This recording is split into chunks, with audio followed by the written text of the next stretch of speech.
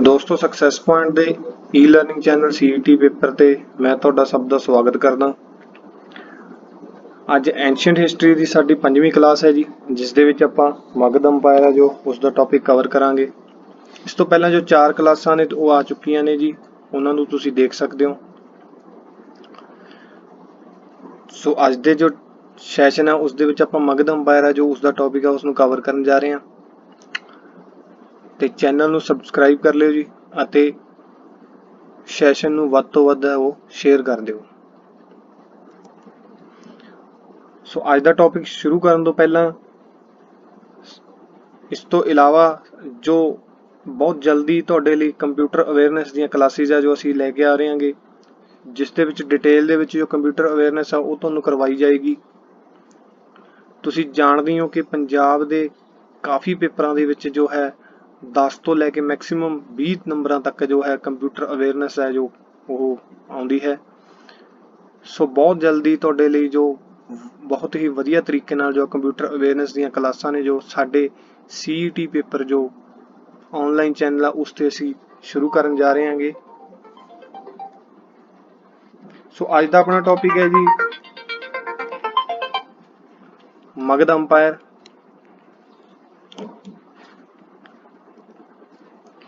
ਸੋ Magadh umpire ਦੇ ਵਿੱਚ ਜੀ ਸਭ ਤੋਂ ਪਹਿਲਾ ਜੋ ਵੰਸ਼ ਹੈ ਜਿਸ ਨੇ ਮਗਧ ਦੇ ਉੱਤੇ ਰਾਜ ਕੀਤਾ, ਮੈਂ ਤੁਹਾਨੂੰ ਅੱਗੇ ਜੋ ਹੈ ਦਿਖਾਊਂਗਾ ਕਿ ਮਗਧ ਹੈ ਜੋ ਉਹ ਕਿੱਥੇ ਹੈ। ਬਿਹਾਰ ਵਾਲਾ ਏਰੀਆ ਜੋ ਹੈ ਸਪੈਸ਼ਲੀ ਉਹ ਮਗਧ ਕਿਹਾ ਜਾਂਦਾ ਹੈ, ਪਰ ਅੱਗੇ ਕੀ ਆਂਦੇ ਆਂਦੇ ਇਹ ਜੋ ਏਰੀਆ ਹੈ ਉਹ ਵੱਧਦਾ ਗਿਆ। ਸੋ ਸਭ ਤੋਂ ਪਹਿਲਾ ਜੋ ਵੰਸ਼ ਸੀ ਜਿਸ ਨੇ ਮਗਧ ਤੇ ਜੋ ਹੈ ਰਾਜ ਕੀਤਾ ਉਹ ਸੀ ਜੀ ਹਰਿਆਣਕਾ ਵੰਸ਼। ਔਰ ਇਸ ਦੇ ਜੋ ਓਰੀਜਨਲ ਫਾਊਂਡਰ ਸਨ ਉਹ ਸਨ ਬਿੰਬੀਸਰਾ ਦੇ ਗ੍ਰੈਂਡਫਾਦਰ, ਪਰ ਜੋ ਅਸਲ ਫਾਊਂਡਰ ਹੈ ਉਹਨੂੰ ਉਹ ਮੰਨਿਆ ਜਾਂਦਾ ਹੈ ਬਿੰਬੀਸਰਾ ਨੂੰ। ਸੋ ਇਸ ਕਰਕੇ ਜੋ ਇਹਨਾਂ ਦੇ ਜੋ ਪਹਿਲੇ ਰਾਜਾ ਸਨ ਉਹ ਸਨ ਬਿੰਬੀਸਰਾ। 544 BC ਤੋਂ ਲੈ ਕੇ 492 BC ਤੱਕ ਇਹਨਾਂ ਨੇ ਰਾਜ ਕੀਤਾ। ਤਾਂ ਐਕਚੁਅਲ ਫਾਊਂਡਰ ਹੈ ਜੋ ਹਰਿਆਣਕਾ ਵੰਸ਼ ਦੇ ਜੋ ਹੈ ਉਹ ਬਿੰਬੀਸਰਾ ਨੂੰ ਮੰਨਿਆ ਜਾਂਦਾ ਹੈ। ਸੋ ਬਿੰਬੀਸਰਾ ਨੇ ਆਪਣੀ ਜੋ ਕੈਪੀਟਲ ਸੀ ਉਹ ਰਾਜਗੀਰਾ ਰੱਖੀ ਜੀ। ਇਹ ਜੋ ਬਿੰਬੀਸਰਾ ਸੀ ਉਹ ਬੁੱਧ ਦੇ ਸਮਕਾਲੀ ਸਨ, ਮਤਲਬ ਉਸ ਸਮੇਂ ਜੋ ਮਹਾਤਮਾ ਬੁੱਧ ਜੀ ਸਨ ਉਹ ਵੀ ਉਸ ਸਮੇਂ ਇਹਨਾਂ ਦੇ ਰਾਜ ਦੇ ਦੌਰਾਨ ਸਨ। ਤਾਂ ਜੋ ਬਿੰਬੀਸਰਾ ਸੀ ਇਸਨੇ ਸਭ ਤੋਂ ਪਹਿਲਾਂ ਜੋ ਹੈ ਮੈਟਰੀਮੋਨੀਅਲ ਅਲਾਇੰਸ ਕੀਤਾ। ਕਿਹਨਾਂ ਨਾਲ ਕੀਤਾ ਜੀ? ਉਹ ਕੌਸ਼ਾਲਾ, ਵੈਸ਼ਾਲੀ ਤੇ ਮਦਰਾ ਜੋ ਹੈਗੀਆਂ ਨੇ ਇਹਨਾਂ ਦੀਆਂ 3 ਵਾਈਫ ਸੀਗੀਆਂ। ਇਹ ਤਿੰਨੋਂ ਸੀ ਜੋ ਇਹ ਮੈਟਰੀਮੋਨੀਅਲ ਅਲਾਇੰਸ ਦੇ ਨਾਲ ਜੋ ਸਨ ਉਹ ਲੈ ਕੇ ਆਏ ਸਨ। ਇਹ ਮੈਟਰੀਮੋਨੀਅਲ ਅਲਾਇੰਸ ਕੀ ਹੁੰਦਾ ਜੀ ਕਿ ਰਾਜਾ ਕੀ ਕਰਦਾ ਜੀ ਕਿਸੇ ਦੂਸਰੇ ਰਾਜ ਦੇ ਵਿੱਚ ਜਾ ਕੇ ਕੀ ਕਰਦਾ ਹੈਗਾ, ਉੱਥੋਂ ਦੀ ਜੋ ਹੈ ਉਹਨਾਂ ਦੀ ਬੇਟੀ ਨਾਲ ਕੀ ਹੈ ਸ਼ਾਦੀ ਕਰ ਲੈਂਦਾ ਅਤੇ ਉਸਨੂੰ ਆਪਣੇ ਜੋ ਉਹਨਾਂ ਦਾ ਏਰੀਆ ਹੁੰਦਾ ਉਸਨੂੰ ਆਪਣੇ ਰਾਜ ਦੇ ਵਿੱਚ ਹੈ ਸ਼ਾਮਿਲ ਕਰ ਲੈਂਦਾ, ਉਸਨੂੰ ਮੈਟਰੀਮੋਨੀਅਲ ਅਲਾਇੰਸ ਕਿਹਾ ਜਾਂਦਾ ਹੈ। ਤਾਂ ਬਿੰਬੀਸਰਾ ਨੇ ਜੋ ਹੈ ਇਹ 3 ਜੋ ਮੈਟਰੀਮੋਨੀਅਲ ਅਲਾਇੰਸ ਸੀ ਸਭ ਤੋਂ ਮੇਨ ਜੋ ਹੈ ਸੀ ਇਹ ਕੀਤੇ ਸੀ। ਸੋ ਇਸ ਤੋਂ ਬਾਅਦ ਆਂਦਾ ਜੀ ਇਸ ਦਾ ਬੇਟਾ ਅਜਾਤਸ਼ਤਰੂ। ਬਿੰਬੀਸਰਾ ਦਾ ਜੋ ਬੇਟਾ ਸੀ 492 BC ਤੋਂ ਲੈ ਕੇ 460 BC ਤੱਕ ਜੋ ਹੈ ਇਹਨਾਂ ਨੇ ਰਾਜ ਕੀਤਾ ਹਰਿਆਣਕਾ ਵੰਸ਼ ਤੇ। ਸੋ ਇਹ ਬਿੰਬੀਸਰਾ ਦੇ ਬੇਟੇ ਸਨ ਅਤੇ ਬਿੰਬੀਸਰਾ ਨੂੰ ਮਾਰ ਕੇ ਹੀ ਇਹ ਰਾਜਾ ਬਣੇ ਸਨ। ਤਾਂ ਇਹਨਾਂ ਨੇ ਵੈਸ਼ਾਲੀ ਅਤੇ ਕੌਸ਼ਾਲਾ ਨੂੰ ਆਪਣੇ ਜੋ ਹੈ ਰਾਜ ਦੇ ਵਿੱਚ ਸ਼ਾਮਿਲ ਕੀਤਾ, ਇਸ ਤੇ ਕਬਜ਼ਾ ਕਰ ਲਿਆ। ਉਸ ਸਮੇਂ ਜੋ ਕੌਸ਼ਾਲਾ ਦਾ ਜੋ ਰਾਜਾ ਸੀ ਉਹ ਸੀ ਪ੍ਰਸੰਨਜੀਤ, ਅਤੇ ਜੋ ਪਹਿਲੀ ਬੁੱਧਿਸਟ ਕਾਉਂਸਿਲ ਹੋਈ ਸੀ ਉਹ ਵੀ ਅਜਾਤਸ਼ਤਰੂ ਨੇ 483 BC ਵਿੱਚ ਕਰਵਾਈ ਸੀ। ਨੈਕਸਟ ਆਂਦਾ ਜੀ ਉਦਿਆਨ। 460 BC ਤੋਂ ਲੈ ਕੇ 444 BC ਤੱਕ ਇਹਨਾਂ ਨੇ ਹਰਿਆਣਕਾ ਵੰਸ਼ ਤੇ ਜੋ ਹੈ ਰਾਜ ਕੀਤਾ। ਇਹ ਅਜਾਤਸ਼ਤਰੂ ਦੇ ਬੇਟੇ ਸਨ ਅਤੇ ਇਹਨਾਂ ਨੇ ਵੀ ਅਜਾਤਸ਼ਤਰੂ ਨੂੰ ਜੋ ਹੈ ਆਪਣੇ ਮਤਲਬ ਪਿਤਾ ਨੂੰ ਮਾਰ ਕੇ ਹੀ ਰਾਜਘਾਟ ਹੈ ਉਹ ਸੰਭਾਲਿਆ ਸੀ, ਅਤੇ ਇਹਨਾਂ ਨੇ ਆਪਣੀ ਜੋ ਕੈਪੀਟਲ ਹੈ ਉਹ ਬਦਲ ਕੇ ਪਾਟਲੀਪੁੱਤਰ ਕਰ ਦਿੱਤੀ। ਇਹ ਜੋ ਹਰਿਆਣਕਾ ਰੂਲਰ ਦੇ ਜੋ ਆਖਰੀ ਰਾਜਾ ਸਨ ਉਹ ਸੀ ਨਾਗਦਸ਼ਕ। ਮਤਲਬ ਇਸ ਤੋਂ ਬਾਅਦ ਜੋ ਉਦਿਆਨ ਤੋਂ ਬਾਅਦ ਜੋ ਅੱਗੇ ਰਾਜੇ ਆਏ ਸਨ ਉਹ ਨਾਗਦਸ਼ਕ ਸਨ, ਉਹਨਾਂ ਦੇ ਵਿੱਚੋਂ ਆਖਰੀ ਰਾਜਾ ਸਨ। ਸੋ ਇਸ ਤੋਂ ਬਾਅਦ ਆਂਦਾ ਹੈ ਜੀ ਸ਼ਿਸ਼ੂਨਾਗ ਡਾਇਨਸਟੀ, ਮਤਲਬ ਸ਼ਿਸ਼ੂਨਾਗ ਵੰਸ਼। ਮਤਲਬ ਮਗਧ ਦੇ ਵਿੱਚ ਜੋ ਅਗਲਾ ਵੰਸ਼ ਸੀ ਜੋ ਮਗਧ ਦੇ ਉੱਤੇ ਜਿਸ ਨੇ ਰਾਜ ਕੀਤਾ ਉਹ ਸ਼ਿਸ਼ੂਨਾਗ ਵੰਸ਼ ਸੀ। ਇਸ ਦੇ ਫਾਊਂਡਰ ਜੋ ਸਨ ਉਹ ਸ਼ਿਸ਼ੂਨਾਗ ਸਨ। ਇਹਨਾਂ ਨੇ ਜੋ ਕੈਪੀਟਲ ਸੀ ਪਾਟਲੀपुੱਤਰ ਤੋਂ ਚੇਂਜ ਕਰਕੇ ਜੋ ਹੈ ਉਹ ਵੈਸ਼ਾਲੀ ਕਰ ਦਿੱਤੀ। ਸ਼ਿਸ਼ੂਨਾਗ ਨੂੰ ਜੋ ਹੈ ਅੱਗੇ ਜੋ ਉਸਦਾ ਉੱਤਰਾਧਿਕਾਰੀ ਸੀ ਉਹ ਕਾਲ ਅਸ਼ੋਕ ਸੀ, ਅਤੇ ਇਹੀ ਜੋ ਸੀ ਆਖਰੀ ਰਾਜਾ ਸੀ ਸ਼ਿਸ਼ੂਨਾਗ ਵੰਸ਼ ਦਾ। ਜੋ ਕਾਲ ਅਸ਼ੋਕ ਸੀ ਉਸਨੇ ਸੈਕੰਡ ਬੁੱਧਿਸਟ ਕਾਉਂਸਿਲ ਸੀ ਉਹ ਕਰਵਾਈ ਸੀ। ਇਹ ਤੁਸੀਂ ਦੇਖ ਸਕਦੇ ਹੋ ਜਿਵੇਂ ਕਿ ਮਤਲਬ ਜੋ ਇਹ ਵਾਲਾ ਏਰੀਆ ਸੀ, ਇਹ ਜੋ ਸਟਾਰਟਿੰਗ ਦੇ ਵਿੱਚ ਸਭ ਤੋਂ ਪਹਿਲਾਂ ਜਦੋਂ ਮਗਧ ਵੰਸ਼ ਦੀ ਜੋ ਸ਼ੁਰੂਆਤ ਹੋਈ ਸੀ, ਮਗਧ ਅੰਪਾਇਰ ਦੀ, ਉਸ ਦੇ ਵਿੱਚ ਜੋ ਇਹ ਏਰੀਆ ਸੀ ਇਹ ਸਭ ਤੋਂ ਪਹਿਲਾਂ ਜੋ ਇੱਥੋਂ ਸ਼ੁਰੂਆਤ ਹੋਈ ਸੀ। ਉਸ ਤੋਂ ਜਿਵੇਂ ਜਿਵੇਂ ਅੱਗੇ ਵੱਧਦਾ ਗਿਆ ਕਿ ਹਰਿਆਣਕਾ ਵੰਸ਼ ਸੀ ਜੋ ਪਹਿਲਾਂ ਸਭ ਤੋਂ ਪਹਿਲਾਂ ਆਇਆ ਸੀ, ਉਸ ਦੇ ਦੌਰਾਨ ਕੀ ਹੋਇਆ, ਜੋ ਇਹ ਵਾਲਾ ਏਰੀਆ ਸੀ ਉਹਨਾਂ ਨੇ ਇਸ ਤੇ ਕਬਜ਼ਾ ਕੀਤਾ। ਉਸ ਤੋਂ ਬਾਅਦ ਜੋ ਸ਼ਿਸ਼ੂਨਾਗ ਵੰਸ਼ ਆਇਆ ਸੀ ਜੀ, ਉਸਨੇ ਕੀ ਕੀਤਾ, ਇਸ ਏਰੀਆ ਨੂੰ ਵਧਾ ਕੇ ਜੋ ਹੈ ਇੰਨੇ ਏਰੀਏ ਦੇ ਵਿੱਚ ਜੋ ਹੈ ਆਪਣਾ ਜੋ ਹੈ ਰਾਜ ਸਥਾਪਿਤ ਕਰ ਲਿਆ। ਸੋ ਇਸ ਤਰੀਕੇ ਨਾਲ ਜੋ ਤੁਸੀਂ ਦੇਖ ਸਕਦੇ ਹੋ ਇਸ ਮੈਪ ਦੇ ਵਿੱਚ ਕਿ ਇਸ ਤਰੀਕੇ ਨਾਲ ਜੋ ਮਗਧ ਹੈ ਜੋ ਅੱਗੇ ਫੈਲਦਾ ਗਿਆ। ਅਗਲਾ ਵੰਸ਼ ਆਉਂਦਾ ਹੈ ਜੀ ਮਗਧ ਦੇ ਵਿੱਚ ਨੰਦ ਵੰਸ਼। ਨੰਦ ਡਾਇਨਸਟੀ ਕਿਹਾ ਜਾਂਦਾ ਹੈ ਜੀ ਇਸ ਨੂੰ। ਇਹ ਪਹਿਲੇ ਨਾਨ ਕਸ਼ਤਰੀय ਸਨ, ਮਤਲਬ ਇਸ ਤੋਂ ਪਹਿਲਾਂ ਜੋ ਵੰਸ਼ ਆਏ ਸਨ ਉਹ ਕਸ਼ਤਰੀय ਸਨ, ਔਰ ਇਹਨਾਂ ਦੇ ਜੋ ਪਹਿਲੇ ਰਾਜਾ ਸਨ ਉਹ ਮਹਾਪਦਮ ਨੰਦਾ ਸਨ। ਇਹਨਾਂ ਨੂੰ ਜੋ ਹੈ ਫਾਊਂਡਰ ਮੰਨਿਆ ਜਾਂਦਾ ਹੈ ਨੰਦ ਵੰਸ਼ ਦੇ। ਔਰ ਇਹਨਾਂ ਜੋ ਕਲਿੰਗਾ ਨੂੰ ਹੈ, ਉੜੀਸਾ ਦਾ ਨਾਮ ਹੀ ਪਹਿਲਾਂ, ਉੜੀਸਾ ਦਾ ਮਤਲਬ ਪੁਰਾਣਾ ਨਾਮ ਸੀ ਉਹ ਕਲਿੰਗਾ ਸੀ, ਤਾਂ ਉਸ ਨੂੰ ਆਪਣੇ ਜੋ ਹੈ ਵੰਸ਼ ਦੇ ਵਿੱਚ ਸ਼ਾਮਿਲ ਕੀਤਾ। ਔਰ ਇਹਨਾਂ ਦੇ ਜੋ ਆਖਰੀ ਰਾਜਾ ਸਨ ਨੰਦ ਵੰਸ਼ ਦੇ, ਧਨਾਨੰਦ ਸੀ, ਬਹੁਤ ਹੀ ਇੰਪੋਰਟੈਂਟ ਨੇ, ਕਿਉਂਕਿ ਇਹਨਾਂ ਦੇ ਸਮੇਂ ਦੌਰਾਨ ਹੀ ਜੋ ਅਲੈਗਜ਼ੈਂਡਰ ਸੀ, ਮਤਲਬ ਜਿਸ ਨੂੰ ਆਪਾਂ ਸਿਕੰਦਰ ਕਹਿੰਦੇ ਆਂਗੇ, ਉਹ ਭਾਰਤ ਆਇਆ ਸੀ 326 BC ਦੇ ਵਿੱਚ। ਤਾਂ ਜੋ ਨੰਦ ਵੰਸ਼ ਦੀ ਕੈਪੀਟਲ ਸੀ ਉਹ ਰਾਜਗੀਰਾ ਅਤੇ ਪਾਟਲੀਪੁੱਤਰ ਸੀ। ਜੋ ਧਨਾਨੰਦ ਸੀ ਉਸ ਦੀ ਜੋ ਆਰਮੀ ਸੀ ਉਹ ਬਹੁਤ ਸਟਰੋਂਗ ਸੀ।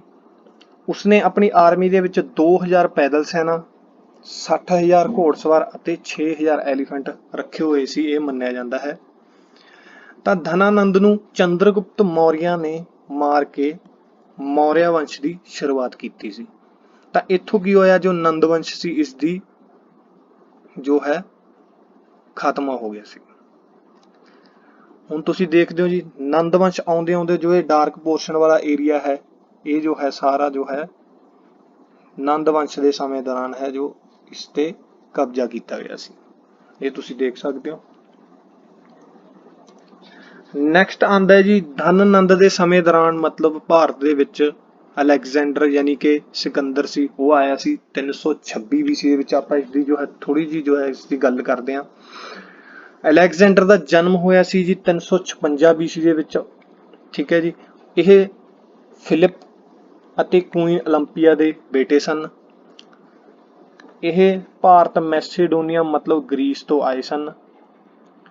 ਜੋ ਇਹਨਾਂ ਦੇ ਗੁਰੂ ਸਨ, ਮਤਲਬ ਜਿਸ ਤੋਂ ਇਹਨਾਂ ਨੇ ਸਿੱਖਿਆ ਲਈ ਸੀ, ਪਹਿਲਾਂ ਤਾਂ ਇਹਨਾਂ ਨੇ ਲਿਓਨਾਈਡਸ ਤੋਂ ਸਿੱਖਿਆ ਲਈ ਸੀ, ਲਿਓਨਾਈਡਸ ਤੋਂ। ਦੈਨ ਉਸ ਤੋਂ ਬਾਅਦ ਇਹਨਾਂ ਨੇ ਅਰਿਸਟੋਟਲ ਤੋਂ ਆਪਣੀ ਸਿੱਖਿਆ ਪ੍ਰਾਪਤ ਕੀਤੀ ਸੀ। ਅਰਿਸਟੋਟਲ ਨੂੰ ਫਾਦਰ ਆਫ ਜ਼ਿਓਲੋਜੀ ਜਾਂ ਫਾਦਰ ਆਫ ਬਾਇਓਲੋਜੀ ਵੀ ਆਖਿਆ ਜਾਂਦਾ ਹੈ। ਇਸ ਤੋਂ ਬਾਅਦ ਜਦੋਂ 326 BC ਦੇ ਵਿੱਚ ਇਹ ਭਾਰਤ ਆਇਆ ਅਲੈਗਜ਼ੈਂਡਰ, ਤਾਂ ਉਸ ਸਮੇਂ ਕੀ ਹੋਇਆ ਕਿ ਜਿੰਨੇ ਵੀ ਰਾਜੇ ਸਨ ਉਹਨਾਂ ਨੇ ਕੀ ਕੀਤਾ, ਆਪਣਾ ਜੋ ਰਾਜ ਸੀ ਆਪਣੇ ਆਪ ਹੀ ਅਲੈਗਜ਼ੈਂਡਰ ਅੱਗੇ ਸੌਂਪ ਦਿੱਤਾ। ਬਟ ਇੱਕ ਰਾਜਾ ਸੀ ਪੋਰਸ, ਜਿਸ ਨੇ ਮਤਲਬ ਆਪਣਾ ਰਾਜ ਹੈ ਉਹ ਸੌਂਪਣ ਤੋਂ ਮਨਾ ਕਰ ਦਿੱਤਾ। ਉਸਨੇ ਕਿਹਾ ਕਿ ਮੈਂ ਤਾਂ ਲੜਾਈ ਕਰੂੰਗਾ।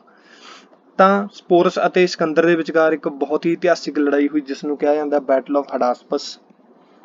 ਇਹ ਜੋ ਹਡਾਸਪਸ ਹੈ ਇਹ ਜੇਲਮ ਦਾ ਨਾਮ ਹੈ ਜੀ, ਗ੍ਰੀਕ ਨੇਮ। ਜੇਲਮ ਨਦੀ ਦਾ ਗ੍ਰੀਕ ਨੇਮ ਹੈ ਹਡਾਸਪਸ ਹੈ। ਤਾਂ ਇਹ ਜੇਲਮ ਦੇ ਕੰਢੇ ਇੱਕ ਜੋ ਹੈ ਇੱਕ ਲੜਾਈ ਲੜੀ ਗਈ ਜਿਸ ਦਾ ਨਾਮ ਹੈ ਬੈਟਲ ਆਫ ਹਡਾਸਪਸ। ਇਹ ਪੋਰਸ ਤੇ ਸਿਕੰਦਰ ਦੇ ਵਿਚਕਾਰ ਹੋਈ 326 BC ਦੇ ਵਿੱਚ। ਤਾਂ ਸਿਕੰਦਰ ਨੇ ਪੋਰਸ ਨੂੰ ਇਸ ਲੜਾਈ ਦੇ ਵਿੱਚ ਹੈ ਹਰਾ ਦਿੱਤਾ। ਬਟ ਇਸ ਲੜਾਈ ਤੋਂ ਬਾਅਦ ਇੱਕ ਬਹੁਤ ਹੀ ਜੋ ਹੈ ਇਤਿਹਾਸਿਕ ਜੋ ਗੱਲ ਹੋਈ, ਜੋ ਕਿ ਕਾਫੀ ਜ਼ਿਆਦਾ ਮਸ਼ਹੂਰ ਹੈ, ਕਿ ਸਿਕੰਦਰ ਦੇ ਸਾਹਮਣੇ ਜਦੋਂ ਪੋਰਸ ਨੂੰ ਲਿਆਂਦਾ ਗਿਆ ਕਿ ਹੁਣ ਤੇਰੇ ਨਾਲ ਕੀ ਕੀਤਾ ਜਾਵੇ, ਤਾਂ ਪੋਰਸ ਨੇ ਕਿਹਾ ਕਿ ਮੈਂ ਜਿਵੇਂ ਇੱਕ ਕੋਈ ਰਾਜਾ ਕਿਸੇ ਦੂਸਰੇ ਰਾਜੇ ਨਾਲ ਕਰਦਾ ਹੈ ਉਵੇਂ ਹੀ ਮੇਰੇ ਨਾਲ ਵੀ ਵਿਵਹਾਰ ਹੈ ਜੋ ਕੀਤਾ ਜਾਵੇ। ਤਾਂ ਸਿਕੰਦਰ ਨੇ ਇਸ ਚੀਜ਼ ਤੋਂ ਪ੍ਰਭਾਵਿਤ ਹੋ ਕੇ ਪੋਰਸ ਨੂੰ ਉਸਦਾ ਰਾਜ ਹੈ ਜੋ ਵਾਪਿਸ ਕਰ ਦਿੱਤਾ। ਤਾਂ ਇਸ ਤੋਂ ਬਾਅਦ ਜੋ ਅੱਗੇ ਸਿਕੰਦਰ ਦੀ ਆਰਮੀ ਜਿੱਤਦੇ ਅੱਗੇ ਆਉਂਦੀ ਬਿਆਸ ਦਰਿਆ ਤੱਕ ਹੈ ਜੋ ਉਹ ਪਹੁੰਚ ਗਈ। ਬਟ ਉਸ ਸਮੇਂ ਬਿਆਸ ਦਰਿਆ ਸੀ ਉਹ ਬਹੁਤ ਉਫਾਨ ਤੇ ਸੀ, ਇਸ ਕਰਕੇ ਕੀ ਹੋਇਆ, ਜੋ ਸਿਕੰਦਰ ਦੀ ਜੋ ਆਰਮੀ ਸੀ ਉਹਨਾਂ ਨੇ ਅੱਗੇ ਜਾਣ ਤੋਂ ਜੋ ਹੈ ਮਨਾ ਕਰ ਦਿੱਤਾ ਕਿ ਅਸੀਂ ਅੱਗੇ ਨਹੀਂ ਜਾਵਾਂਗੇ। ਤਾਂ ਉਸ ਤੋਂ ਬਾਅਦ ਜੋ ਸਿਕੰਦਰ ਨੇ ਆਪਣਾ ਇੱਕ ਉੱਥੇ ਨਿਸ਼ਾਨ ਲਗਾ ਕੇ ਸਿਕੰਦਰ ਦੇ ਬਿਆਸ ਨਦੀ ਦੇ ਕੰਢੇ, ਤਾਂ ਉੱਥੋਂ ਜੋ ਹੈ ਉਹ ਵਾਪਸ ਚਲਾ ਗਿਆ। ਤਾਂ 19 ਮਹੀਨੇ ਭਾਰਤ ਵਿੱਚ ਰਹਿਣ ਤੋਂ ਬਾਅਦ ਉਹ 323 BC ਦੇ ਵਿੱਚ ਜਦੋਂ ਆਪਣੇ ਦੇਸ਼ ਵਾਪਸ ਜਾ ਰਿਹਾ ਸੀ ਮੈਸੇਡੋਨੀਆ, ਤਾਂ ਬੇਬੀਲੋਨ ਦੀ ਜਗ੍ਹਾ, ਹਾਂ ਤੁਸੀਂ ਦੇਖ ਸਕਦੇ ਬੇਬੀਲੋਨ ਦੀ ਜਗ੍ਹਾ ਵਿੱਚ ਉਸ ਦੀ ਮੌਤ ਹੋ ਗਈ। ਇਹ ਜੋ ਬੇਬੀਲੋਨ ਹੈ ਇਹ ਮੈਸੋਪੋਟਾਮੀਆ ਦੇ ਵਿੱਚ ਹੈ ਜੀ, ਇਰਾਕ ਦਾ ਨਾਮ ਸੀ। ਨੈਕਸਟ ਆਂਦਾ ਜੀ ਮੌਰਿਆ ਵੰਸ਼। ਆਪਾਂ ਜੋ ਮਗਧ ਅੰਪਾਇਰ ਦੇ ਵਿੱਚ ਜੋ ਇਸ ਤੋਂ ਪਹਿਲਾਂ ਵੰਸ਼ ਪੜਿਆ ਸੀ ਉਹ ਸੀ ਨੰਦ ਵੰਸ਼। ਨੰਦ ਵੰਸ਼ ਤੋਂ ਬਾਅਦ ਧਨਾਨੰਦ ਨੂੰ ਮਾਰ ਕੇ ਜੋ ਚੰਦਰਗੁਪਤ ਮੌਰਿਆ ਨੇ ਹੈ ਉਹ ਮੌਰਿਆ ਵੰਸ਼ ਦੀ ਸ਼ੁਰੂਆਤ ਕੀਤੀ ਸੀ। ਸੋ ਆਪਣਾ ਜੋ ਨੈਕਸਟ ਟੌਪਿਕ ਆ ਉਹ ਹੈਗਾ ਜੀ ਮੌਰਿਆ ਵੰਸ਼, ਮਗਧ ਦੇ ਅੰਡਰ ਹੀ ਆਂਦਾ ਹੈ ਵੀ। ਸੋ ਚੰਦਰਗੁਪਤ ਸੀ ਜੋ ਇਹਨਾਂ ਦੇ ਫਾਊਂਡਰ ਸੀ ਮੌਰਿਆ ਵੰਸ਼ ਦੇ। 322 BC ਤੋਂ ਲੈ ਕੇ 297 BC ਤੱਕ ਇਹਨਾਂ ਨੇ ਜੋ ਹੈ ਰਾਜ ਕੀਤਾ। ਜੋ ਚੰਦਰਗੁਪਤ ਸੀ ਉਸਨੇ ਮੌਰਿਆ ਵੰਸ਼ ਦੀ ਸ਼ੁਰੂਆਤ ਕੀਤੀ ਸੀ ਉਹ ਚਾਣਕਿਆ ਦੀ ਮਦਦ ਨਾਲ ਸ਼ੁਰੂ ਕੀਤੀ ਸੀ। ਚਾਣਕਿਆ ਨੇ ਹੀ ਉਹਨਾਂ ਨੂੰ ਜੋ ਹੈ ਸਾਰੇ ਜੋ ਹੈ ਉਹ ਗੁਣ ਦਿੱਤੇ ਸੀ, ਉਸੇ ਕਰਕੇ ਹੀ ਹੈ ਜੋ ਚੰਦਰਗੁਪਤ ਮੌਰਿਆ ਨੇ ਉਹ ਮੌਰਿਆ ਵੰਸ਼ ਦੀ ਸ਼ੁਰੂਆਤ ਕਰ ਸਕਿਆ। ਚਾਣਕਿਆ ਨੂੰ ਕਟਲਿਆ ਅਤੇ ਵਿਸ਼ਨੂਗੁਪਤ ਵੀ ਕਿਹਾ ਜਾਂਦਾ ਸੀ। ਚੰਦਰਗੁਪਤ ਮੌਰਿਆ ਨੂੰ ਜੋ ਗ੍ਰੀਕ ਸਕਾਲਰ ਸਨ ਉਹ ਸੈਂਡਰੋਕੋਟਸ ਕਹਿੰਦੇ ਸਨ, ਮਤਲਬ ਚੰਦਰਗੁਪਤ ਨੂੰ ਸੈਂਡਰੋਕੋਟਸ ਵੀ ਕਿਹਾ ਜਾਂਦਾ ਸੀ। ਹੁਣ ਜਦੋਂ ਅਲੈਗਜ਼ੈਂਡਰ ਭਾਰਤ ਆਇਆ ਸੀ ਅਤੇ ਉਸ ਤੋਂ ਬਾਅਦ ਜਦੋਂ ਉਹ ਬਿਆਸ ਨਦੀ ਦੇ ਕੰਢੇ ਉੱਤੇ ਆਪਣਾ ਨਿਸ਼ਾਨ ਲਗਾ ਕੇ ਵਾਪਸ ਗਿਆ ਸੀ, ਤਾਂ ਉਸਨੇ ਭਾਰਤ ਵਿੱਚ ਆਪਣਾ ਇੱਕ ਜੋ ਹੈ ਜਰਨਲ ਉਹ ਛੱਡਿਆ ਸੀ ਜਿਸ ਦਾ ਨਾਮ ਸੀ ਸੈਲਿਊਕਸ ਨਿਕੇਟਰ। ਤਾਂ ਉਸ ਨੂੰ ਚੰਦਰਗੁਪਤ ਮੌਰਿਆ ਨੇ ਹਰਾ ਦਿੱਤਾ, ਸੈਲਿਊਕਸ ਨਿਕੇਟਰ ਨੂੰ, ਅਤੇ ਉਸਦੇ ਜੋ ਅਫਗਾਨਿਸਤਾਨ ਦੇ ਕੁਝ ਏਰੀਆ ਸਨ ਉਹਨਾਂ ਉੱਤੇ ਕਬਜ਼ਾ ਕਰ ਲਿਆ ਅਤੇ ਉਸ ਨਾਲ ਮੈਟਰੀਮੋਨੀਅਲ ਅਲਾਇੰਸ ਵੀ ਕਰ ਲਿਆ। ਮਤਲਬ ਜੋ ਸੈਲਿਊਕਸ ਨਿਕੇਟਰ ਦੀ ਬੇਟੀ ਸੀ ਉਸ ਨਾਲ ਚੰਦਰਗੁਪਤ ਮੌਰਿਆ ਨੇ ਵਿਆਹ ਕਰਵਾ ਕੇ ਉਸ ਦਾ ਜੋ ਕਾਫੀ ਰਾਜ ਸੀ ਜੋ ਉਹ ਆਪਣੇ ਰਾਜ ਵਿੱਚ ਸ਼ਾਮਲ ਕਰ ਲਿਆ। ਤਾਂ ਸੈਲਿਊਕਸ ਨਿਕੇਟਰ ਨੇ ਇੱਕ ਰਾਜਦੂਤ, ਗ੍ਰੀਕ ਅੰਬੈਸਡਰ ਮਤਲਬ ਜਿਸ ਨੂੰ ਕਹਿੰਦੇ ਆਪਾਂ ਰਾਜਦੂਤ ਮੈਗਸਥਨੀਸ, ਉਸ ਨੂੰ ਚੰਦਰਗੁਪਤ ਮੌਰਿਆ ਦੇ ਦਰਬਾਰ ਦੇ ਵਿੱਚ ਭੇਜਿਆ। ਮਤਲਬ ਉੱਥੇ ਇਸਨੇ ਆਪਣੀ ਜੋ ਹੈ ਡਿਊਟੀ ਨਿਭਾਈ ਮੈਗਸਥਨੀਸ ਨੇ। ਤਾਂ ਉੱਥੇ ਉਸਨੇ ਮੈਗਸਥਨੀਸ ਨੇ ਇੱਕ ਬਹੁਤ ਹੀ ਇੰਪੋਰਟੈਂਟ ਬੁੱਕ ਲਿਖੀ ਜਿਸ ਦਾ ਨਾਮ ਹੈ ਇੰਡਿਕਾ। ਇਹ ਬਹੁਤ ਵਾਰ ਹੈ ਜੋ ਪੇਪਰ ਦੇ ਵਿੱਚ ਰਿਪੀਟ ਹੋ ਚੁੱਕੀ ਹੈ ਬੁੱਕ। ਤਾਂ ਇਹ ਪੁੱਛਿਆ ਜਾਂਦਾ ਅਕਸਰ ਕਿ ਇੰਡਿਕਾ ਜੋ ਬੁੱਕ ਹੈ ਉਹ ਕਿਸ ਨੇ ਲਿਖੀ ਸੀ। ਤਾਂ ਕੌਟਿਲਿਆ ਨੇ ਅਰਥਸ਼ਾਸਤਰ ਲਿਖੀ। ਇਹ ਜੋ ਅਰਥਸ਼ਾਸਤਰ ਹੈ ਇਹ ਇਕਨੋਮਿਕਸ ਦੀ ਬੁੱਕ ਨਹੀਂ ਹੈਗੀ, ਇਹ ਇੱਕ ਪੋਲੀਟੀਕਲ ਆਈਡੀਆਜ਼ ਦੀ ਬੁੱਕ ਹੈ ਜਿਸ ਦੇ ਵਿੱਚ ਕਿ ਰਾਜਘਾਟ ਕਿਸ ਤਰੀਕੇ ਨਾਲ ਚਲਾਉਣਾ ਹੈ ਉਸਦੇ ਜੋ ਹੈ ਗੱਲਾਂ ਲਿਖੀਆਂ ਹਨ। ਤਾਂ ਆਖਰੀ ਸਮੇਂ ਦੇ ਵਿੱਚ ਚੰਦਰਗੁਪਤ ਮੌਰਿਆ ਨੇ ਜੈਨਿਜ਼ਮ ਧਰਮ ਨੂੰ ਅਡਾਪਟ ਕਰ ਲਿਆ, ਮਤਲਬ ਇਹ ਜੈਨਿਜ਼ਮ ਧਰਮ ਦੇ ਵਿੱਚ ਚਲੇ ਗਏ। ਅਤੇ ਭੱਦਰਬਾਹੂ, ਆਪਾਂ ਲਾਸਟ ਜੋ ਟੌਪਿਕ ਕੀਤਾ ਹੈ, ਮਤਲਬ ਲਾਸਟ ਕਲਾਸ ਜੋ ਆਪਣੀ ਕੀਤੀ ਸੀ ਜਿਸ ਦੇ ਵਿੱਚ ਆਪਾਂ ਜੈਨਿਜ਼ਮ ਟੌਪਿਕ ਨੂੰ ਕਵਰ ਕੀਤਾ ਸੀ, ਉਸ ਦੇ ਵਿੱਚ ਆਪਾਂ ਇਸ ਨੂੰ ਡਿਟੇਲ ਦੇ ਵਿੱਚ ਕੀਤਾ ਹੈ। ਭੱਦਰਬਾਹੂ ਨਾਲ ਜੋ ਹੈ ਉਹ ਸਾਊਥ ਦੇ ਵਿੱਚ ਚਲੇ ਗਏ ਸਨ। ਇਸ ਨੂੰ ਤੁਸੀਂ ਦੇਖ ਸਕਦੇ ਹੋ ਜੈਨਿਜ਼ਮ ਦੀ ਕਲਾਸ ਨੂੰ, ਉਸ ਦੇ ਵਿੱਚ ਤੁਹਾਨੂੰ ਸਮਝ ਆ ਜਾਏਗਾ। ਤਾਂ ਮਤਲਬ ਦਿਗੰਬਰਸ ਦੇ ਨਾਲ ਇਹ ਚਲੇ ਗਏ ਸਨ। ਦਿਗੰਬਰਸ ਦਾ ਹੈੱਡ ਸੀ ਭੱਦਰਬਾਹੂ। ਤਾਂ ਉੱਥੇ ਇਹ ਹੌਲੀ ਹੌਲੀ ਕੀ ਹੋ ਗਿਆ, ਇਹਨਾਂ ਦੀ ਜੋ ਹੈ ਭੁੱਖ ਦੇ ਨਾਲ ਕੀ ਹੋ ਗਿਆ, ਮੌਤ ਹੋ ਗਈ। ਤਾਂ ਵਿਸ਼ਾਖਾ ਦੱਤ ਨੇ ਜੋ ਹੈ ਇੱਕ ਡਰਾਮਾ ਲਿਖਿਆ ਸੀ ਚੰਦਰਗੁਪਤ ਮੌਰਿਆ ਤੇ ਜਿਸ ਦਾ ਨਾਮ ਹੈ ਜੀ ਮੁਦਰਾਕਸ਼। ਇਹ 6ਵੀਂ ਸੈਂਚੁਰੀ ਦੇ ਵਿੱਚ ਲਿਖਿਆ ਸੀ। ਇਹ ਜੋ ਵਿਸ਼ਾਖਾ ਦੱਤ ਸੀ ਇਹ ਗੁਪਤਾ ਡਾਇਨਸਟੀ ਦੇ ਦੌਰਾਨ ਉਹਨਾਂ ਦੇ ਦਰਬਾਰ ਦੇ ਵਿੱਚ ਸਨ। ਇਹ ਅੱਗੇ ਆਏਗੀ ਜੀ ਗੁਪਤਾ ਡਾਇਨਸਟੀ, ਆਪਾਂ ਅੱਗੇ ਪੜਾਂਗੇ। ਨੈਕਸਟ ਹੈ ਜੀ ਚੰਦਰਗੁਪਤ ਮੌਰਿਆ ਤੋਂ ਬਾਅਦ ਜੋ ਅਗਲੇ ਰਾਜਾ ਬਣੇ ਸਨ ਬਿੰਦੂਸਰਾ ਸਨ। ਉਹ ਚੰਦਰਗੁਪਤ ਮੌਰਿਆ ਦੇ ਬੇਟੇ ਸਨ। 297 BC ਤੋਂ ਲੈ ਕੇ 273 BC ਤੱਕ ਇਹਨਾਂ ਨੇ ਰਾਜ ਕੀਤਾ। ਗ੍ਰੀਕ ਲੋਕ ਜੋ ਸਨ ਇਹਨਾਂ ਨੂੰ ਅਮਿਤਰਘਾਟ ਕਹਿੰਦੇ ਸਨ। ਬਿੰਦੂਸਰਾ ਨੇ the land between two seas, ਮਤਲਬ ਇਸ ਦੇ ਉੱਤੇ ਜੋ ਹੈ ਕਬਜ਼ਾ ਕੀਤਾ। ਮਤਲਬ ਦੋ ਜੋ ਸਮੁੰਦਰ ਸੀ ਉਹਨਾਂ ਦੇ ਵਿਚਾਲੇ ਦੀ ਜੋ ਧਰਤੀ ਸੀ ਉਸ ਤੇ ਜੋ ਹੈ ਆਪਦਾ ਕਬਜ਼ਾ ਕੀਤਾ ਸੀ। ਜਿਵੇਂ ਕਿ ਇਸ ਤਰੀਕੇ ਨਾਲ ਭਾਰਤ ਦਾ ਜੋ ਸਾਊਥ ਜੋ ਇੰਡੀਆ ਹੈ ਉਹ ਇਸ ਤਰੀਕੇ ਨਾਲ ਦੇਖਣ ਨੂੰ ਮਿਲਦਾ ਹੈ। ਇੱਧਰ ਦਾ ਅਰੇਬੀਅਨ ਸੀ ਹੈ ਜੀ, ਅਰਬ ਸਾਗਰ, ਔਰ ਇੱਧਰ ਹੈ ਜੀ ਬੇ ਆਫ ਬੰਗਾਲ, ਬੰਗਾਲ ਦੀ ਖਾੜੀ। ਤਾਂ ਇਹ ਦੋ ਸਮੁੰਦਰਾਂ ਦੇ ਵਿਚਾਲੇ ਦਾ ਜੋ ਏਰੀਆ ਹੈ ਇਸ ਦੇ ਉੱਤੇ ਆਪਣਾ ਜੋ ਹੈ ਰਾਜ ਸਥਾਪਿਤ ਕੀਤਾ ਸੀ ਬਿੰਦੂਸਰਾ ਨੇ। ਤਾਂ ਇੱਕ ਗ੍ਰੀਕ ਐਂਬੈਸਡਰ ਡੈਮੇਟ੍ਰੀਅਸ ਇਸ ਦੇ ਦਰਬਾਰ ਦੇ ਵਿੱਚ ਜੋ ਹੈ ਕੰਮ ਕਰਦਾ ਸੀ। ਤਾਂ ਤੁਸੀਂ ਦੇਖ ਸਕਦੇ ਹੋ ਜੀ ਮੌਰਿਆ ਅੰਪਾਇਰ ਦੇ ਦੌਰਾਨ ਜੋ ਹੈ ਇੰਨਾ ਵੱਡੇ ਏਰੀਏ ਦੇ ਵਿੱਚ ਜੋ ਹੈ ਉਹ ਕਬਜ਼ਾ ਕਰ ਲਿਆ ਗਿਆ ਸੀ। ਤਾਂ ਨੈਕਸਟ ਆਉਂਦਾ ਜੀ ਬਹੁਤ ਹੀ ਇੰਪੋਰਟੈਂਟ ਅਸ਼ੋਕ 269 BC ਤੋਂ ਲੈ ਕੇ 332 BC ਤੱਕ ਜਾਏ ਜੋ ਇਹਨਾਂ ਨੇ ਰਾਜ ਕੀਤਾ। 232 BC ਸੌਰੀ। ਤਾਂ ਅਸ਼ੋਕ ਦੇ ਜੋ ਪਿਤਾ ਸਨ ਬਿੰਦੂਸਰਾ, ਉਹਨਾਂ ਨੇ ਅਸ਼ੋਕ ਨੂੰ ਮਤਲਬ ਤਕਸ਼ਲਾ, ਅਵੰਤੀ ਅਤੇ ਉਜੈਨ ਦਾ ਹੈੱਡ ਲਗਾਇਆ ਹੋਇਆ ਸੀ। ਤਾਂ ਜਦੋਂ ਬਿੰਦੂਸਰਾ ਦੀ ਮੌਤ ਹੋਈ ਤਾਂ ਉਸ ਸਮੇਂ ਜੋ ਅਸ਼ੋਕ ਸਨ ਉਹ ਉਜੈਨ ਦੇ ਵਿੱਚ ਸਨ। ਤਾਂ ਇੱਕ ਬੁੱਧਿਸਟ ਲਿਟਰੇਚਰ ਦੇ ਵਿੱਚ ਜੋ ਹੈ ਇਹ ਮੰਨਿਆ ਜਾਂਦਾ ਹੈ ਕਿ ਇਹ ਲਿਖਿਆ ਗਿਆ ਹੈ ਕਿ ਜੋ ਅਸ਼ੋਕ ਸੀ ਉਹ ਆਪਣੇ 99 ਭਰਾਵਾਂ ਨੂੰ ਮਾਰ ਕੇ ਰਾਜਾ ਬਣਿਆ ਸੀ। ਇਹ ਪਹਿਲਾ ਰਾਜਾ ਸੀ ਅਸ਼ੋਕ ਜਿਸ ਨੇ ਮਤਲਬ ਲੋਕਾਂ ਨਾਲ ਕੰਟੈਕਟ ਕਰਨ ਦੇ ਲਈ, ਮਤਲਬ ਲੋਕਾਂ ਨਾਲ ਆਪਣੀ ਜੋ ਹੈ ਕਮਿਊਨੀਕੇਸ਼ਨ ਦੇ ਲਈ ਇਨਸਕ੍ਰਿਪਸ਼ਨ ਚਲਾਈਆਂ ਸੀ। ਮਤਲਬ ਇਨਸਕ੍ਰਿਪਸ਼ਨ ਜੋ ਹੈ ਮਤਲਬ ਖੁਣਵਾਈਆਂ ਜੋ ਚੱਟਾਨਾਂ ਤੇ ਜਾਂ ਪੱਥਰਾਂ ਤੇ ਜੋ ਖੁਣਵਾਈ ਤੇ ਲਿਖਾਇਆ ਜਾਂਦਾ ਉਸ ਨੂੰ ਇਨਸਕ੍ਰਿਪਸ਼ਨ ਕਿਹਾ ਜਾਂਦਾ ਹੈਗਾ। ਤਾਂ ਇਹ ਪਹਿਲਾ ਰਾਜਾ ਸੀ ਜਿਸ ਨੇ ਇਨਸਕ੍ਰਿਪਸ਼ਨ ਸੀ ਉਹ ਚਲਾਈਆਂ ਸੀ। ਅਸ਼ੋਕ ਦੇ ਸਮੇਂ ਜੋ ਲੈਂਗੁਏਜਸ ਸੀ ਉਹ ਯੂਜ਼ ਕੀਤੀਆਂ ਜਾਂਦੀਆਂ ਸੀ ਭਾਸ਼ਾਵਾਂ ਬ੍ਰਹਮੀ, ਖਰੋਸਤੀ, ਅਰਮੈਕ ਤੇ ਗ੍ਰੀਕ ਭਾਸ਼ਾ ਯੂਜ਼ ਕੀਤੀ ਜਾਂਦੀ ਸੀ। ਜੇਮਸ ਪ੍ਰਿੰਸਪ ਨਾਮ ਦਾ ਇੱਕ ਬੰਦਾ ਸੀ ਜੀ 1837 ਦੇ ਵਿੱਚ ਜਿਹਨੇ ਪਹਿਲੀ ਵਾਰੀ ਅਸ਼ੋਕ ਦੀ ਜੋ ਇਨਸਕ੍ਰਿਪਸ਼ਨਸ ਜੋ ਸੀ ਪੜ੍ਹੀਆਂ ਸੀ। ਤਾਂ ਅਸ਼ੋਕ ਉਪਗੁਪਤ ਨਾਮ ਦਾ ਇੱਕ ਬੰਦਾ ਸੀ ਜਿਸ ਤੋਂ ਪ੍ਰਭਾਵਿਤ ਹੋ ਕੇ ਬੁੱਧ ਧਰਮ ਦੇ ਵਿੱਚ ਚਲਿਆ ਗਿਆ ਸੀ। ਮਤਲਬ ਕਿ ਚੰਦਰਗੁਪਤ ਮੌਰੀਆ ਜੈਨਿਜ਼ਮ ਧਰਮ ਦੇ ਵਿੱਚ ਚਲਾ ਗਿਆ ਸੀ ਔਰ ਅਸ਼ੋਕ ਸੀ ਜੋ ਇਹ ਬੁੱਧਿਜ਼ਮ ਧਰਮ ਦੇ ਵਿੱਚ ਚਲਿਆ ਗਿਆ ਸੀ। ਇੱਕ ਬਹੁਤ ਹੀ ਫੇਮਸ ਜੋ ਹੈ ਲੜਾਈ ਹੋਈ ਸੀ ਜੀ ਅਸ਼ੋਕ ਦੇ ਸਮੇਂ ਕਲਿੰਗਾ ਵਾਰ 261 BC ਦੇ ਵਿੱਚ ਹੋਈ ਸੀ ਜੀ। 13ਵੇਂ ਰੌਕ ਐਡਿਕਟ ਦੇ ਵਿੱਚ ਇਸ ਦਾ ਜ਼ਿਕਰ ਕੀਤਾ ਹੋਇਆ ਜੀ। ਇਹ ਰੌਕ ਐਡਿਕਟ ਨੇ ਅੱਗੇ ਆਪਾਂ ਪੜਾਂਗੇ ਥੋੜੇ ਜਿਹੇ।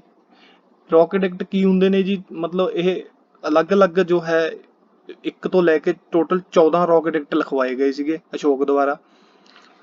ਤਾਂ 13ਵੇਂ ਰੌਕ ਐਡਿਕਟ ਦੇ ਵਿੱਚ ਜੋ ਹੈ ਕਲਿੰਗਾ ਵਾਰ ਦਾ ਜ਼ਿਕਰ ਹੈ। ਤਾਂ ਕਲਿੰਗਾ ਵਾਰ ਤੋਂ ਬਾਅਦ ਜੋ ਹੈ ਟੋਟਲੀ ਅਸ਼ੋਕ ਹੈ ਜੋ ਉਹ ਬਿਲਕੁਲ ਬਦਲ ਗਿਆ ਸੀਗਾ। ਤਾਂ ਇਸ ਤੋਂ ਬਾਅਦ ਹੀ ਜੋ ਅਸ਼ੋਕ ਨੇ ਬੁੱਧਿਜ਼ਮ ਧਰਮ ਨੂੰ ਅਡਾਪਟ ਕਰਨ ਦਾ ਫੈਸਲਾ ਕਰ ਲਿਆ ਸੀ ਕਿਉਂਕਿ ਇਸ ਲੜਾਈ ਦੇ ਵਿੱਚ ਇੰਨਾ ਖੂਨ ਖਰਾਬਾ ਹੋ ਗਿਆ ਸੀ, ਮਾਰਕਾਟ ਹੋ ਗਈ ਸੀ। ਤਾਂ ਉਸ ਤੋਂ ਬਾਅਦ ਜੋ ਹੈ ਅਸ਼ੋਕ ਦਾ ਬਿਲਕੁਲ ਇਸ ਚੀਜ਼ ਤੋਂ ਜੋ ਹੈ ਮਨ ਉੱਠ ਗਿਆ ਸੀ। ਤਾਂ ਉਸਨੇ ਜੋ ਰਾਜਘਾਟ ਛੱਡ ਕੇ ਬੁੱਧਿਸਟ ਧਰਮ ਦੇ ਵਿੱਚ ਜਾਣਾ ਜੋ ਹੈ ਸਹੀ ਸਮਝਿਆ। ਤਾਂ ਅਸ਼ੋਕ ਨੇ ਆਪਣੇ ਬੇਟੇ ਮਹਿੰਦਰਾ ਅਤੇ ਬੇਟੀ ਸੰਘਮਿੱਤਰਾ ਨੂੰ ਸਾਈਲੋਨ ਭੇਜਿਆ ਬੁੱਧ ਧਰਮ ਦੇ ਪ੍ਰਚਾਰ ਦੇ ਲਈ। ਹੁਣ ਇਹ ਸਾਈਲੋਨ ਹੈ ਜੀ ਇਹ ਸ਼੍ਰੀਲੰਕਾ ਨੂੰ ਕਿਹਾ ਜਾਂਦਾ ਸੀ ਜੀ। ਸ਼੍ਰੀਲੰਕਾ ਦਾ ਜੋ ਪੁਰਾਣਾ ਨਾਮ ਸੀ ਉਹ ਸਾਈਲੋਨ ਸੀ। ਤਾਂ ਅਸ਼ੋਕ ਨੂੰ ਜੀ ਪਿਆਦਸੀ ਵੀ ਆਖਿਆ ਜਾਂਦਾ ਸੀ ਤੇ ਸਾਰਨਾਥ ਦੀ ਇਨਸਕ੍ਰਿਪਸ਼ਨ ਦੇ ਵਿੱਚ ਇਸ ਨੂੰ ਧਰਮ ਅਸ਼ੋਕ ਵੀ ਕਿਹਾ ਗਿਆ ਹੈ ਅਸ਼ੋਕ ਨੂੰ। ਇਸ ਤੋਂ ਇਲਾਵਾ ਅਸ਼ੋਕ ਨੇ ਸਾਂਚੀ ਸਤੂਪ, ਬਰਹਤ ਸਤੂਪ ਤੇ ਦਿਓਕਥਾਰ ਸਤੂਪ ਵੀ ਬਣਵਾਏ ਜੋ ਕਿ ਮੱਧ ਪ੍ਰਦੇਸ਼ ਵਿੱਚ ਆ। ਇਹ ਜੋ ਸਾਂਚੀ ਸਤੂਪ ਹੈ ਜੀ ਇਹ ਪੇਪਰ ਦੇ ਵਿੱਚ ਬਾਰ-ਬਾਰ ਰਿਪੀਟ ਹੋ ਚੁੱਕਿਆ ਜੀ, ਸੋ ਇਸ ਚੀਜ਼ ਨੂੰ ਯਾਦ ਰੱਖਿਓ। ਇਸ ਤੋਂ ਬਾਅਦ ਜੋ ਆਖਰੀ ਮੌਰੀਅਨ ਰਾਜਾ ਸਨ ਉਹ ਬ੍ਰਿਹਦਰਥਾ ਸਨ ਅਤੇ ਇਹਨਾਂ ਦੇ ਹੀ ਜੋ ਕਮਾਂਡਰ ਇਨ ਚੀਫ ਸਨ, ਮਤਲਬ ਆਰਮੀ ਦੇ ਚੀਫ ਸਨ, ਪੁਸ਼ਯਮਿਤਰਾ ਸੰਘਾ ਨੇ ਮਾਰ ਦਿੱਤਾ ਸੀ। ਤਾਂ ਇਸ ਤੋਂ ਬਾਅਦ ਕੀ ਹੋਇਆ, ਸੰਘ ਵੰਸ਼ ਦੀ ਜੋ ਹੈ ਸ਼ੁਰੂਆਤ ਹੋਈ ਮਗਧ ਦੇ ਵਿੱਚ। ਸੋ ਇਹ ਬਹੁਤ ਇੰਪੋਰਟੈਂਟ ਹੈ ਜੀ, ਇਸ ਬਾਰੇ ਤੁਸੀਂ ਜਾਣਦੇ ਹੋਵੋਗੇ। ਇਹ ਆਪਣਾ ਨੈਸ਼ਨਲ ਐਂਬਲਮ ਹੈ। ਸੋ ਜੋ ਭਾਰਤ ਦਾ ਜੋ ਨੈਸ਼ਨਲ ਐਂਬਲਮ ਹੈ ਉਹ 4 ਸ਼ੇਰਾਂ ਵਾਲਾ ਉਹ ਕੈਪੀਟਲ ਆਫ ਅਸ਼ੋਕਨ ਪਿੱਲਰ ਤੋਂ ਲਿਆ ਗਿਆ ਜੋ ਕਿ ਸਾਰਨਾਥ ਦੇ ਵਿੱਚ ਹੈ। ਠੀਕ ਹੈ ਜੀ। ਸੋ ਇਹ ਕੁਐਸਚਨ ਆਉਂਦਾ ਹੁੰਦਾ ਜੀ ਕੈਪੀਟਲ ਆਫ ਅਸ਼ੋਕਨ ਪਿੱਲਰ ਕਿੱਥੇ ਹੈ, ਇਹ ਸਾਰਨਾਥ ਦੇ ਵਿੱਚ ਹੈ। ਇੱਥੋਂ ਹੀ ਆਪਣਾ ਜੋ ਹੈ ਨੈਸ਼ਨਲ ਐਂਬਲਮ ਹੈ ਜੋ ਉਹ ਲਿਆ ਗਿਆ ਹੈ। ਇਸ ਤੋਂ ਇਲਾਵਾ ਮੌਰਿਆ ਵੰਸ਼ ਨੇ ਜੀ ਤਕਸ਼ਲਾ ਅਤੇ ਬਨਾਰਸ ਦੀਆਂ ਜੋ ਹੈ 2 ਯੂਨੀਵਰਸਿਟੀਆਂ ਸੀ ਜੋ ਉਹ ਦਿੱਤੀਆਂ ਸੀ, ਬਹੁਤ ਜੋ ਉਸ ਸਮੇਂ ਦੀਆਂ ਬਹੁਤ ਹੀ ਵਧੀਆ ਯੂਨੀਵਰਸਿਟੀ ਸਨ। ਹੁਣ ਇਹ ਗੱਲ ਕਰਦੇ ਹਾਂ ਜੀ ਮੇਜਰ ਰੌਕ ਐਡਿਕਟ ਜੋ ਅਸ਼ੋਕ ਨੇ ਲਿਖਵਾਏ ਸੀ। ਟੋਟਲ 14 ਰੌਕ ਐਡਿਕਟ ਸੀ ਜੀ, ਉਸ ਦੇ ਵਿੱਚ ਆਪਾਂ ਬਸ ਮੇਨ 6-7 ਕਰਾਂਗੇ, ਬਾਕੀ ਇਸ ਤੋਂ ਜ਼ਿਆਦਾ ਕੋਈ ਇੰਪੋਰਟੈਂਟ ਨਹੀਂ ਹੈਗੇ। ਸਭ ਤੋਂ ਪਹਿਲੇ ਰੌਕ ਐਡਿਕਟ ਦੇ ਵਿੱਚ ਕੀ ਚੀਜ਼ ਲਿਖੀ ਹੋਈ ਹੈ ਜੀ, prohibition of animal sacrifice and festival gathering, ਮਤਲਬ ਜਾਨਵਰਾਂ ਦੀ ਰੱਖਿਆ ਕਰਨੀ ਅਤੇ ਉਹਨਾਂ ਦੀ ਫੈਸਟੀਵਲ ਦੇ ਦੌਰਾਨ ਕੀ ਹੈ, ਬਲੀ ਨਾ ਦੇਣੀ। ਨੈਕਸਟ ਹੈ ਜੀ 5ਵੇਂ ਰੌਕ ਐਡਿਕਟ ਦੇ ਵਿੱਚ appointment of Dhamma Mahamatra and their duties. ਹੁਣ ਇਹ ਗੱਲ ਆਉਂਦੀ ਹੈ ਧੰਮ ਦਾ ਮਤਲਬ ਕੀ ਹੈ, ਇਹ ਇੱਕ ਤਰ੍ਹਾਂ ਦਾ ਜੀ ਕੋਡ ਆਫ ਕੰਡਕਟ ਹੁੰਦਾ ਸੀ ਜੀ, ਕੋਡ ਆਫ ਕੰਡਕਟ ਮਤਲਬ ਇੱਕ ਰੂਲ ਹੁੰਦੇ ਸੀ, ਮਤਲਬ ਕਿਸ ਤਰੀਕੇ ਨਾਲ ਜੋ ਹੈ ਰਾਜ ਦੇ ਵਿੱਚ ਸ਼ਾਂਤੀ ਰੱਖੀ ਜਾਵੇ ਅਤੇ ਜੋ ਹੈ ਇੱਕ ਰੂਲਸ ਦੇ ਮੁਤਾਬਕ ਹੈ ਜੋ ਉਹ ਚਲਾਇਆ ਜਾਵੇ ਰਾਜ ਨੂੰ। ਤਾਂ ਧੰਮ ਹੈ ਜੋ ਇੱਕ ਕੋਡ ਆਫ ਕੰਡਕਟ ਸੀ, ਉਹਦੇ ਲਈ ਧੰਮ ਮਹਾਮੰਤਰ ਹੈ ਜੋ ਉਹ ਉਹਨਾਂ ਦੀ ਜੋ ਹੈ ਅਪੁਆਇੰਟਮੈਂਟ ਕੀਤੀ ਗਈ ਸੀਗੀ ਤੇ ਉਹਨਾਂ ਨੂੰ ਉਹਨਾਂ ਦੀਆਂ ਡਿਊਟੀਆਂ ਜੋ ਹੈ ਸਮਝਾਈਆਂ ਗਈਆਂ ਸੀ। ਨੈਕਸਟ ਆਉਂਦਾ ਜੀ 6ਵੇਂ ਰੌਕ ਐਡਿਕਟ 'ਚ measure of the social welfare, ਸਮਾਜਿਕ ਕੰਮਾਂ ਤੇ ਧਿਆਨ ਦੇਣਾ ਜੀ। 9ਵੇਂ ਰੌਕ ਐਡਿਕਟ ਦੇ ਵਿੱਚ ਜੋ ਜ਼ਿਕਰ ਕੀਤਾ ਗਿਆ ਹੈ ਜੀ ਉਹ ਮਤਲਬ ਮੀਨਿੰਗਲੈਸ ਸੈਰੇਮਨੀਜ਼ ਨੇ ਜੋ ਅਤੇ ਜੋ ਰਿਚੁਅਲਸ ਨੇ, ਮਤਲਬ ਅਜਿਹੇ ਰਿਵਾਜ ਜਿਨ੍ਹਾਂ ਦੀ ਕੋਈ ਜ਼ਰੂਰਤ ਨਹੀਂ ਹੈਗੀ ਉਹਨਾਂ ਨੂੰ ਖਤਮ ਕੀਤਾ ਗਿਆ ਹੈ। ਨੈਕਸਟ ਆਉਂਦਾ ਜੀ 10ਵੇਂ ਰੌਕ ਐਡਿਕਟ ਦੇ ਵਿੱਚ ਧੰਮ ਇੰਸਟੀਡ ਆਫ ਵਾਰ, ਮਤਲਬ ਲੜਾਈ ਦੀ ਬਜਾਏ ਜੋ ਹੈ ਧੰਮ ਨਾਲ ਕੀ ਹੈਗਾ ਉਹ ਮਸਲੇ ਨੂੰ ਜੋ ਹੈ ਸੁਲਝਾਇਆ ਜਾ ਸਕਦਾ। ਧੰਮ ਤੁਹਾਨੂੰ ਪਤਾ ਹੀ ਹੈ ਜੀ ਕੋਡ ਆਫ ਕੰਡਕਟ, ਠੀਕ ਹੈ ਜੀ। ਤਾਂ ਇਸ ਦੇ ਵਿੱਚ ਜੋ ਹੈ ਧੰਮ ਦੀ ਪਾਲਿਸੀ ਹੈ ਜੋ ਉਸ ਨੂੰ ਐਕਸਪਲੇਨ ਕੀਤਾ ਗਿਆ 11ਵੇਂ ਰੌਕ ਐਡਿਕਟ ਦੇ ਵਿੱਚ। ਧੰਮ ਦਾ ਮਤਲਬ ਹੈ ਜੀ ਜੋ ਰੂਲਸ ਐਂਡ ਰੈਗੂਲੇਸ਼ਨਸ ਨੇ, ਮਤਲਬ ਉਹਨਾਂ ਦੀ ਜੋ ਐਕਸਪਲੇਨੇਸ਼ਨ ਹੈ ਉਹ 11ਵੇਂ ਰੌਕ ਐਡਿਕਟ ਦੇ ਵਿੱਚ ਕੀਤੀ ਗਈ ਹੈ। ਇਸ ਤੋਂ ਬਾਅਦ ਹੈ ਜੀ 12ਵਾਂ ਰੌਕ ਐਡਿਕਟ, ਜਿਸ ਦੇ ਵਿੱਚ ਹੈ ਕਿ ਜੋ ਬਾਕੀ ਧਰਮ ਨੇ, ਜਿੰਨੇ ਵੀ ਸਾਰੇ ਧਰਮ ਨੇ ਉਹਨਾਂ ਦਾ ਆਦਰ ਕਰਨਾ। ਔਰ 13ਵੇਂ ਰੌਕ ਐਡਿਕਟ ਦੇ ਵਿੱਚ ਆਪਾਂ ਪੜ੍ਹ ਚੁੱਕੇ ਹਾਂ ਜੀ ਕਲਿੰਗਾ ਵਾਰ ਦਾ ਜ਼ਿਕਰ ਹੈ 261 BC ਦੇ ਵਿੱਚ ਹੋਈ ਸੀ। ਔਰ ਉਸ ਸਮੇਂ ਕਲਿੰਗਾ ਦਾ ਜੋ ਰਾਜਾ ਸੀਗਾ ਜੀ ਉਹ ਰਾਜਾ ਅਨੰਤ ਪਦਮਨਭਨ ਸੀ। ਹੁਣ ਜੀ ਮੌਰੀਆ ਵੰਸ਼ ਤੋਂ ਬਾਅਦ ਇਸ ਤੋਂ ਬਾਅਦ ਜੋ ਮਗਧ ਦੇ ਵਿੱਚ ਔਰ ਬਾਕੀ ਜੋ ਇੰਡੀਆ ਦੇ ਵਿੱਚ ਜੋ ਨਵੇਂ ਵੰਸ਼ ਆਏ ਉਹ ਕਿਸ ਤਰੀਕੇ ਨਾਲ ਆਏ ਸਨ। ਹੁਣ ਜੋ ਨਾਰਥ ਵੈਸਟ ਇੰਡੀਆ ਸੀ ਉੱਥੇ ਤਾਂ ਆਏ ਜੀ ਸੈਂਟਰਲ ਏਸ਼ੀਆ ਤੋਂ ਨਵੇਂ ਵੰਸ਼, ਮਤਲਬ ਬਾਹਰੋਂ ਇੰਡੀਆ ਤੋਂ ਬਾਹਰੋਂ ਸੈਂਟਰਲ ਏਸ਼ੀਆ ਤੋਂ ਨਵੇਂ ਵੰਸ਼ ਆਏ ਨਾਰਥ ਵੈਸਟ ਇੰਡੀਆ ਦੇ ਵਿੱਚ। ਜੋ ਨਾਰਥ ਵੈਸਟਰਨ ਇੰਡੀਆ ਸੀ, ਮਤਲਬ ਆਪਾਂ ਕਹਿ ਸਕਦੇ ਹਾਂ ਕਿ ਜੋ ਅਫਗਾਨ ਵਾਲਾ ਏਰੀਆ, ਪਾਕਿਸਤਾਨ ਵਾਲਾ ਏਰੀਆ ਉਸ ਸਮੇਂ ਇੰਡੀਆ ਵਿੱਚ ਸੀ ਇਹ ਤਾਂ ਸਾਰਾ, ਤਾਂ ਉੱਥੇ ਜੋ ਆਏ ਸੀ ਉਹ ਸੈਂਟਰਲ ਏਸ਼ੀਆ ਤੋਂ ਆ ਕੇ ਬਾਹਰੋਂ ਆ ਕੇ ਉਹਨਾਂ ਨੇ ਆਪਣਾ ਜੋ ਰਾਜ ਸਥਾਪਿਤ ਕੀਤਾ ਸੀ। ਔਰ ਇਸ ਤੋਂ ਇਲਾਵਾ ਜੋ ਬਾਕੀ ਦਾ ਜੋ ਏਰੀਆ ਸੀ ਈਸਟਰਨ, ਸੈਂਟਰਲ ਤੇ ਦੱਖਣ ਭਾਰਤ, ਡੈਕਨ, ਠੀਕ ਹੈ ਜੀ, ਉੱਥੇ ਜੋ ਸੀ ਉਸ ਸਮੇਂ ਦੇ ਜੋ ਭਾਰਤ ਦੇ ਜੋ ਛੋਟੇ ਛੋਟੇ ਵੰਸ਼ ਸੀ ਉਹਨਾਂ ਨੇ ਰਾਜ ਕੀਤਾ, ਜਿਵੇਂ ਕਿ ਸੰਗਾਸ, ਖਾਨਵਾਸ ਤੇ ਸਾਤਵਾਨਸ, ਇਹਨਾਂ ਨੇ ਰਾਜ ਕੀਤਾ। ਤਾਂ ਦੋ ਤਰੀਕੇ ਦੇ ਰਾਜ ਉਸ ਸਮੇਂ ਚੱਲੇ ਸੀ ਜੀ, ਸੈਂਟਰਲ ਏਸ਼ੀਅਨ ਤੋਂ ਆਏ ਸੀ ਤੇ ਨੇਟਿਵ ਸਟੇਟਸ ਸੀਗੀਆਂ। ਤੇ ਅੱਗੇ ਇਹ ਆਪਾਂ ਪੜਾਂਗੇ ਜੀ ਹੁਣ ਇਹਨਾਂ ਬਾਰੇ ਵੀ ਡਿਟੇਲ ਦੇ ਵਿੱਚ ਕਿ ਸੈਂਟਰਲ ਏਸ਼ੀਆ ਤੋਂ ਆਏ ਸੀ ਉਹ ਕੌਣ ਕੌਣ ਆਏ ਸੀ, ਤਾਂ ਜੋ ਨੇਟਿਵ ਇੰਡੀਅਨ ਸਟੇਟ ਸੀ ਉਹ ਕੌਣ ਕੌਣ ਆਏ ਸੀ, ਕਿੱਥੋਂ ਆਏ ਸੀ ਤੇ ਉਹਨਾਂ ਦੇ ਕੀ ਕੀ ਕੰਮ ਕੀਤੇ ਉਹਨਾਂ ਨੇ। ਤਾਂ ਇਸ ਬਾਰੇ ਆਪਾਂ ਨੈਕਸਟ ਲੈਕਚਰ ਦੇ ਵਿੱਚ ਪੜਾਂਗੇ ਜੀ। ਤਾਂ ਅੱਜ ਆਪਾਂ ਕੀਤਾ ਜੀ ਆਪਣੇ ਲੈਕਚਰ ਦੇ ਵਿੱਚ ਮਗਧ ਅੰਪਾਇਰ। ਤਾਂ ਇਸ ਦੇ ਵਿੱਚੋਂ ਜੋ ਹੈ ਕੁਝ ਕੁਐਸਚਨ ਬਣਦੇ ਨੇ ਤਾਂ ਤੁਸੀਂ ਇਹਨਾਂ ਦੇ ਜਵਾਬ ਜ਼ਰੂਰ ਦੇਣੇ ਜੀ, ਕਮੈਂਟ ਕਰਕੇ ਨੀਚੇ ਤੁਸੀਂ ਇਹਨਾਂ ਜੋ ਹੈ ਕੁਐਸਚਨ ਦੇ ਜਵਾਬ ਦਿਓ। ਸਭ ਤੋਂ ਪਹਿਲਾਂ ਹੈ ਜੀ ਕਿ ਕਲਿੰਗਾ ਵਾਰ ਕਦੋਂ ਹੋਈ, ਬਹੁਤ ਸੌਖਾ ਜਿਹਾ ਕੁਐਸਚਨ ਹੈ ਜੀ, ਪਿੱਛੇ ਆਪਾਂ ਆਪਣੇ ਲੈਕਚਰ ਦੇ ਵਿੱਚ ਕਵਰ ਕਰਕੇ ਹਟੇ ਹਾਂ ਇਸ ਚੀਜ਼ ਨੂੰ। ਇਸ ਤੋਂ ਇਲਾਵਾ ਜੀ ਜੋ ਲਾਇਨ ਕੈਪੀਟਲ ਆਫ ਅਸ਼ੋਕਾ ਉਹ ਕਿੱਥੇ ਹੈਗਾ, ਇੰਡੀਗਾ ਬੁੱਕ ਹੈ। ਇਸ ਤੋਂ ਨੈਕਸਟ ਕੁਐਸਚਨ ਹੈ ਜੀ ਇੰਡੀਗਾ ਬੁੱਕ ਹੈ ਜੋ ਉਹ ਕਿਸਨੇ ਲਿਖੀ, ਤੇ ਅਲੈਗਜ਼ੈਂਡਰ ਦੀ ਮੌਤ ਹੈ ਜੀ ਉਹ ਕਿੱਥੇ ਹੋਈ ਸੀ। ਤਾਂ ਇਹ 4 ਕੁਐਸਚਨ ਦੇ ਤੁਸੀਂ ਕਮੈਂਟ ਦੇ ਵਿੱਚ ਜਵਾਬ ਜ਼ਰੂਰ ਭੇਜਿਓ ਜੀ। ਤਾਂ ਅੱਜ ਦੇ ਲੈਕਚਰ ਦੇ ਵਿੱਚ ਇੰਨਾ ਹੀ, ਤਾਂ ਨੈਕਸਟ ਲੈਕਚਰ ਦੇ ਵਿੱਚ ਮਿਲਾਂਗੇ ਜੀ। ਔਰ ਜੋ ਕੰਪਿਊਟਰ ਦਾ ਸਾਡਾ ਜੋ ਨਵਾਂ ਜੋ ਟੌਪਿਕ ਹੈ ਉਹ ਅਸੀਂ ਉਸ ਨੂੰ ਜਲਦੀ ਸਟਾਰਟ ਕਰਨ ਲੱਗੇ ਹਾਂ। ਥੈਂਕ ਯੂ ਜੀ।